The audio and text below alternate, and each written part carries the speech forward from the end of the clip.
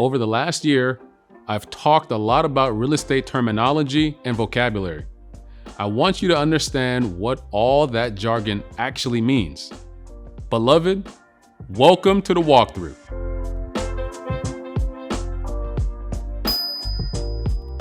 Whether you're a prospective buyer or seller, speaking a common language with agents and loan officers is critical to understanding the process. One of those terms I hear thrown out is all-cash offer. If you've watched one of those real estate shows that focus on the luxury market, you've probably heard that thrown around quite a bit. What does all-cash offer actually mean, though? Is this enticing strategy one reserved only for the upscale buyers? Well, in this market, still characterized by low inventory leading to bidding wars, the elusive all-cash offer is a popular way to compete. If you listen closely, I can help you learn a secret path to an all-cash offer that you can still mortgage. Does that sound too good to be true? Let me explain. An all-cash offer means that a buyer plans to pay cash for the home they're putting an offer on. It's really that simple. In order to make this kind of offer, the buyer needs to first prove that they have sufficient money in the bank in order to cover the costs. An all-cash offer is appealing to sellers because it makes for a quicker process. Without needing approval from the bank for the necessary funds, a big step is removed from the buying process. Since there are fewer places the deal can go wrong, in the mind of a seller, fewer things can go wrong.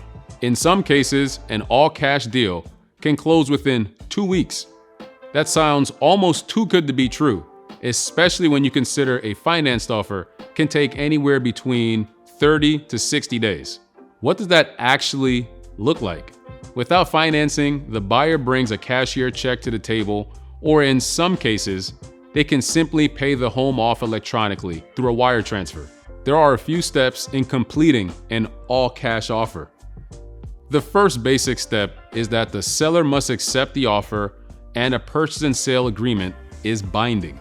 The next step, crucial to executing this kind of offer, is verifying that those funds are in place. After the 1 to 3% earnest money changes hands, you need to make sure that the buyer has the capital on hand.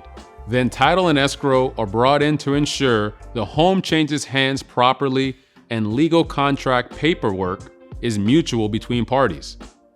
After this, inspections are completed and final closing docs are signed. Yes, even in an all-cash offer, a fair amount of paperwork is executed. How can you compete if you don't have the kind of cash on hand to buy your dream home outright? One strategy is using what lenders call approval now offers. These aren't exactly cash only, but in the eyes of some sellers, a pre-approval that's already been underwritten sounds almost as good. An approval now offer also allows the buyer to remove financial contingencies from their offer without worrying about losing their earnest money. Of course, if you want to make an approval now offer, you'll need to shop around for lenders who offer this kind of loan product. Not everyone does.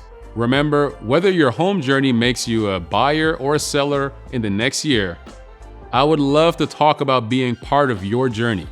I'm Yusef, your local Seattle realtor serving the Puget Sound region, and this was The Walkthrough.